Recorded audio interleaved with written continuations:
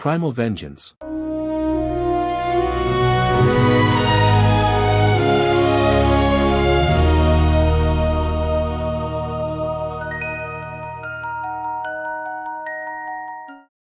Chapter 1. At first glance, it looks like an ordinary family home, a cozy living room lined with books, framed photographs, faded cushions, and a neatly made bed tucked into the corner. Sunlight streams through a dusty window, casting a warm, almost peaceful glow across the room. Gordana, early 30s, rugged, alert, and hardened by years of survival, finishes a simple meal in silence. Her clothes are torn, filthy, and weather-beaten, so caked with dirt that their original colors are impossible to identify. She pauses, listening. No birds. No voices. Only the faint groan of old metal shifting in the wind. Gordana steps outside. The illusion of domestic comfort ends immediately. Overgrown grass swallows the yard. Decaying benches sag beneath vines. Playground equipment rusts in place, its swings hanging motionless like traps. Weathered warning signs lean at odd angles. Human skeletons lie half-hidden in the grass, scattered among the weeds as if abandoned mid-performance. The house sits at the bottom of a massive sunken enclosure, its elevation lower than the surrounding ground. Above, barbed fencing rings the surface like a crown of thorns. Tall trees rise from the pit, their branches nearly reaching the world beyond. Gordana studies the fence, then moves. She climbs with swift, practiced precision, using broken fixtures, tree roots, and cracks in the concrete like footholds. Her movement is fluid and parkour-like, the routine of someone who has made this escape before, or trained for the day she finally would. At the top, she clears the barbed fence with controlled ease and drops silently onto the other side. Only now is the truth revealed, Gordana has been living inside a human zoo. A large cracked sign stands in front of the enclosure she escaped from, the suburban home. Faded illustrations show smiling human families performing everyday domestic routines, as if they were once attractions for an audience. Gordana moves through the abandoned park. She passes another exhibit labeled The New Yorker, a sitcom-like apartment display with a couch, a small kitchen, and skeletal remains posed among the ruined furniture. Further on stands the sports arena, built to resemble an old football stadium. Skeletons are scattered across the field, but the claw marks, barricades, and blood-darkened concrete suggest it was never used for sport. It was an arena for battles to the death. Gordana crosses an old service bridge connecting two sections of the zoo. It has not been maintained for decades. The metal is rusted through, the concrete split, and every step sends dust and fragments dropping into the darkness below. Halfway across, the bridge groans. Gordana freezes. A support beam snaps with a violent metallic crack, and the entire structure gives way beneath her. She rises slowly, bruised but unbroken. The chamber stretches wider than expected, carved from ancient stone and reinforced with rusted metal supports. Broken cables hang from the ceiling like dead vines. Faint symbols pulse along the walls, their glow barely strong enough to reveal the bones of old machines buried in the shadows. At the heart of the chamber, Gordana discovers an ancient chainsaw resting upright on a stone pedestal, staged like a weapon of legend. It feels like a sword in the stone moment, except this relic is brutal, industrial, and strangely sacred. Its casing is etched with glowing symbols and advanced circuitry, as if primitive violence and forgotten technology have fused into one impossible machine. As Gordana approaches, the chainsaw flickers to life. Blue-white light travels through its carved markings. Internal mechanisms rotate with a low mechanical growl, and its AI system activates. A synthesized voice emanates from the weapon, cold, precise, and directed only at her. The chainsaw speaks, "Silverback systems are operational. Please connect the device to your specially inserted microchip. Scanning for microchip now." Gordana circles the pedestal cautiously, never taking her eyes off the weapon. A thin beam of light passes over her face, shoulders, arms, and chest, scanning her entire body. The chainsaw tilts slightly, as if trying to identify what she is. The chainsaw continues, connection is successful. Weapon is now yours, Zoo Exhibit 1402. Gordana reaches out and grips the handle. The chainsaw responds instantly, its engine rumbling beneath her palm. The glow intensifies, reflecting in her eyes as something inside her hardens into purpose. I can sense your need for the destruction of your oppressors. I can assist with this task. The bloodshed will be severe, but you will be victorious over your enemies, the chainsaw remarks. Gordana nods her head, slowly at first, then with certainty. I will avenge the fallen, Gordana commands. Gordana emerges from the underground chamber through a collapsed service tunnel, chainsaw in hand. Dust clings to her skin and hair. Behind her, the ancient chamber fades back into darkness, but the weapon's glow cuts through the ruins like a promise of violence to come. I have been stranded on this island since they abandoned this facility. I heard they were no longer interested in our species, Gordana explains. My database indicates that this facility served no further purpose. After a wave of plague, the Homo sapiens were wiped out except for you. They abandoned the facility as the attractions were all dead, the chainsaw replies. Gordana, determined and resolute, navigates a crude raft through choppy waters with the chainsaw in hand. The raft is lashed together from scavenged wood, broken signage, and lengths of old cable torn from the zoo's infrastructure. The sun beats down, reflecting off the ocean's surface in harsh flashes. Behind her, the island shrinks into the haze, the prison of her life becoming smaller with every wave. Night settles over the ocean. Stars burn brightly above as Gordana sits beside a small fire she has managed to build on a protected section of the raft. She eats fish in silence, the chainsaw resting close at hand, its faint glow pulsing like a heartbeat in the dark. Chapter 2. 5 years ago. A futuristic city rises from the landscape, both advanced and deeply integrated with nature.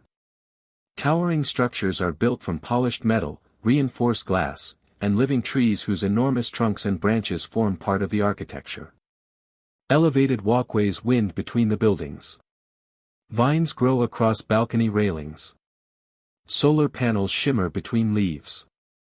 The city feels powerful, intelligent, and ancient all at once. Gorillas move through the streets in orderly streams. Some travel on foot, while others ride sleek transportation devices that glide silently along magnetic pathways. Their clothing reflects a general civilian aesthetic, practical, structured, and dignified, blending natural textures with advanced materials. Inside a vast military headquarters, a formation of guerrilla soldiers marches in triumph. Their return is treated as a historic victory. Banners hang from the walls, drums echo through the chamber, and crowds of officers and civilians cheer from elevated platforms. At the head of the formation is Commander Koro, a battle-hardened leader whose presence commands immediate respect.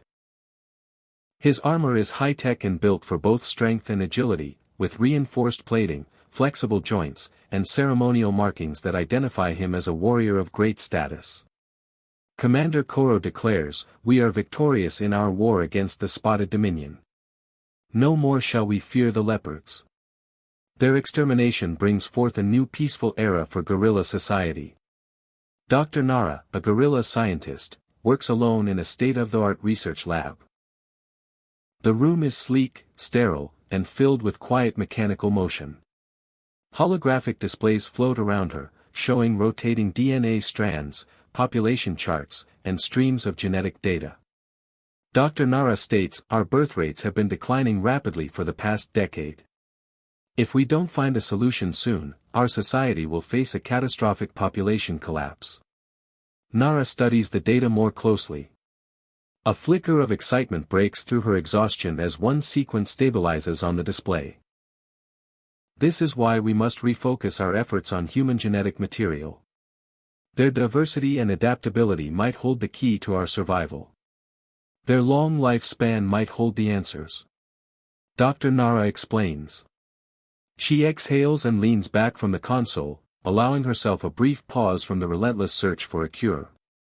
Dr. Nara sighs as she proclaims, "Too bad the last humans died from the homoxylin necrosis virus." The chamber is grand and imposing. Lord Varkas sits authoritatively on his throne, framed by towering pillars, ceremonial banners, and the cold symmetry of imperial power.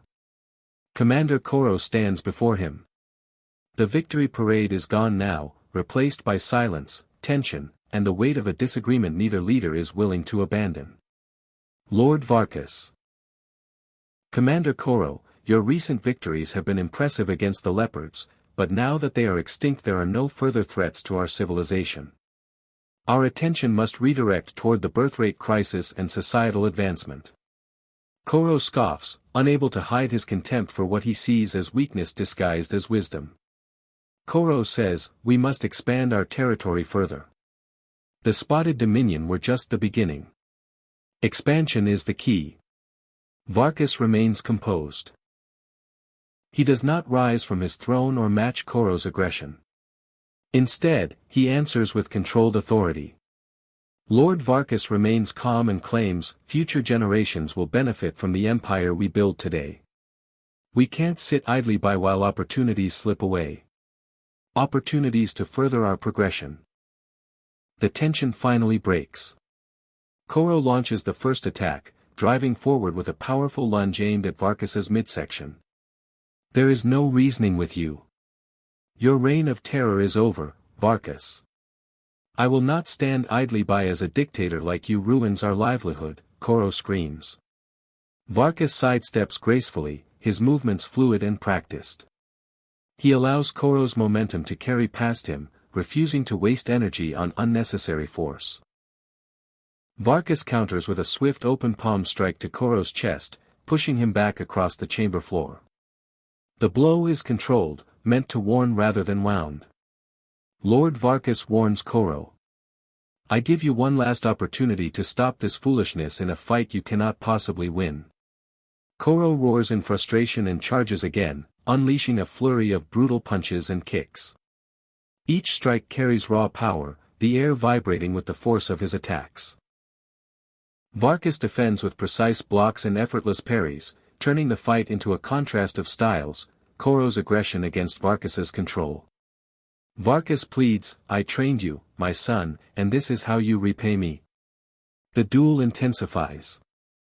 Koro and Varkas exchange a brutal series of blows, their arms and legs moving in a blur of disciplined violence. Varkas's technique remains impeccable, but Koro's relentless aggression and sheer physical strength begin to wear him down. Varkas sees an opening and strikes first. He drives a rapid series of jabs into Koro's ribs, each impact sharp and precise. Koro absorbs the punishment, then feints left. Before Varkas can react, Koro pivots with brutal speed. He drives his right fist into Varkas's side with crushing force. Varkas stumbles, pain flashing across his face. Koro senses victory and presses his advantage. His attacks come faster now, each strike heavier than the last, driving Varkas backward across the throne chamber. Koro brags, "I have exposed your weakness. Nobody challenged you for so long that you have gotten weak. So weak you embarrass our kind." Koro stands over the defeated Varkas, his chest rising and falling with battle fury. The throne chamber falls into stunned silence. The aftermath is horrifying. Koro raises Varkas's severed head high above him, holding it toward the sky as a symbol of victory and absolute defiance. Koro declares, "My victory will dawn the birth of a better guerrilla society." Chapter 3. Gordana approaches the once thriving guerrilla city with the chainsaw in hand. The streets are desolate, the buildings are crumbling, and the eerie silence is broken only by the sound of her footsteps. The remains of guerrillas are scattered through the streets, a grim testament to a civilization that has collapsed from within. As she moves deeper into the ruined city, Gordana encounters Dr. Nara, a lone survivor standing amid the wreckage. Nara is haggard and worn down by years of isolation, but her eyes still burn with intelligence and a fragile flicker of hope. Gordana stares at the only guerrilla left in the dead city. Koro's rule. His thirst for power and disregard for science led us to ruin. He denounced my work as witchcraft and banished me. Then, homoxylin necrosis struck, and without science, there was no hope for a cure, Nara explains. Gordana lowers her gaze to the chainsaw, waiting for its assessment. Once a proud human civilization known as the Great Rift Valley of Central Africa until the gorillas wiped them out. Not for any reason other than for a laugh. These hyper-intelligent gorillas mutated due to unknown extraterrestrial influences, the chainsaw argues. Dr. Nara turns sharply toward the chainsaw, anger cutting through her exhaustion. Dr. Nara responds with rage. That is false. Humans have oppressed us for centuries and we fought back. Before the argument can continue, Gordana swings the chainsaw in a single brutal motion and kills Dr. Nara. Gordana screams, "I will be the only primate left standing." Gordana runs deeper into the city, leaving the body behind. Gordana cuts through the overgrown vines that have swallowed the city, carving a path through streets reclaimed by nature. Behind her, a mysterious gorilla figure emerges from the shadows and silently retrieves Dr. Nara's head and body. In another part of the ruined city, a rebel faction has formed to oppose Koro's dictatorship. Their loose, almost hippie-like appearance contrasts sharply with the severity of their situation. While the rebels struggle to survive among the ruins, Koro and his inner circle live in luxury inside the empire's capital, a fortified industrial complex reserved for high-status guerrillas vaccinated against the virus. Those left outside its walls have effectively been abandoned. Chapter 4. The largest rebel group, the Free Fur Society, is led by Flower Fong, Star Drum, Leaf Whisper, Cosmo Kong, and Cloud Drifter. Together, they plan to strike the industrial complex by poisoning its water supply. Gordana discovers an abandoned weapons factory buried beneath layers of dust, rust, and overgrown roots. Archive terminals flicker to life around her, revealing that the chainsaw was created by guerrillas 1,000 years ago as part of a sentient weapons program. The archives reveal that the weapons eventually turned against their creators, launching a war on the guerrillas themselves. The chainsaws were destroyed, the factories were abandoned, and all research into sentient weapons was outlawed. Gordana cannot read the complex records or understand the full meaning of what the archives reveal. She passes through the factory unaware that the weapon in her hands carries a history far more dangerous than she realizes. The chainsaw continues instructing Gordana in the most efficient ways to fight guerrillas, analyzing their skeletal density, muscle distribution, joint mechanics, and likely attack patterns. Its guidance is clinical and precise, turning each lesson into a brutal study of anatomy, leverage, and survival. Gordana trains among broken statues, collapsed transport rails, and vine-choked streets, learning how to read a gorilla's center of gravity, exploit blind spots, and target structural weaknesses in armor and bone. The Free Fur Society attempts to infiltrate the complex and poison its water supply, hoping to cripple Koro's regime from within. Their plan is desperate but poorly calculated, relying on contamination rather than strategy. Before they can reach the central filtration reservoir, they are intercepted by Varkas, who is revealed to be alive. He has been guarding the facility from the shadows, preventing both Koro's forces and the rebels from triggering a wider catastrophe. Varkas explains that poisoning the water would only kill civilians, destabilize the remaining population, and strengthen Koro's propaganda. The only legitimate way to remove Koro from power is through a formal leadership challenge, an ancient political right embedded in guerrilla law. Varkas leads the rebels into a hidden laboratory beneath the ruined infrastructure of the city.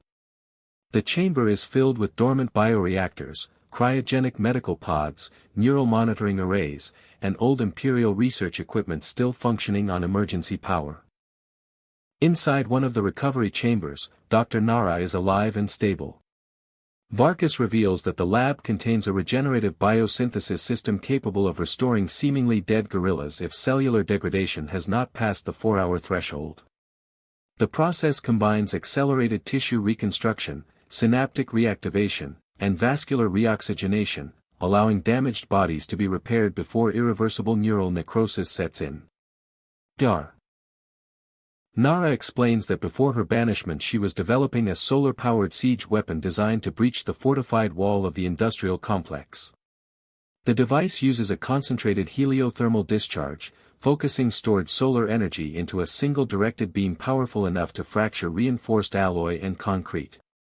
However, the sky above the city is choked with pollution, ash, and engineered atmospheric haze.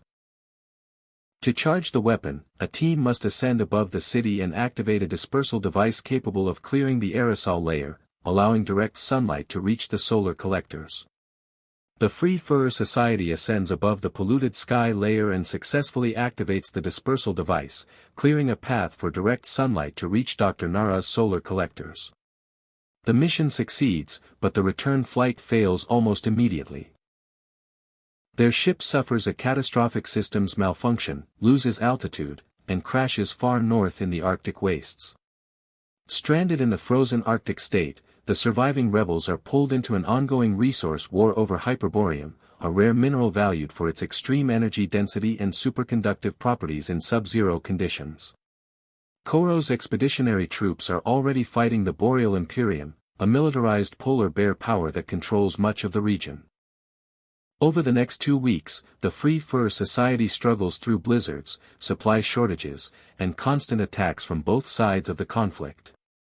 Stardrum and Leaf Whisper are killed during the campaign, leaving the group fractured and grieving. By the 3rd week, the remaining rebels escape the Arctic front by constructing a crude raft from wreckage, insulation panels, and scavenged fuel containers. They push into open water, desperate to return before the conflict consumes them completely. With the sunlight restored, Dr. Nara activates the solar weapon and directs its concentrated heliothermal beam toward the industrial complex. The weapon functions, but her regenerated body begins to fail. The biosynthesis process has a hard 3-week viability limit, after which cellular cohesion breaks down and decomposition accelerates. Knowing time is running out, Varkas leaves the laboratory and heads for the complex to formally challenge Koro before the regime can recover. 2 guerrilla soldiers arrive on the beach and confront Gordana. Outnumbered and forced onto the defensive, she struggles to keep them back until the chainsaw guides her with tactical analysis, identifying their weak points, movement patterns, and exposed joints. Gordana adapts quickly, defeats them in a brutal burst of violence, then sees the solar weapon fire in the distance and follows the beam toward the complex. Varkas reaches Koro, who is preoccupied with the escalating war against the Boreal Imperium. Though irritated by the interruption, Koro accepts the formal challenge.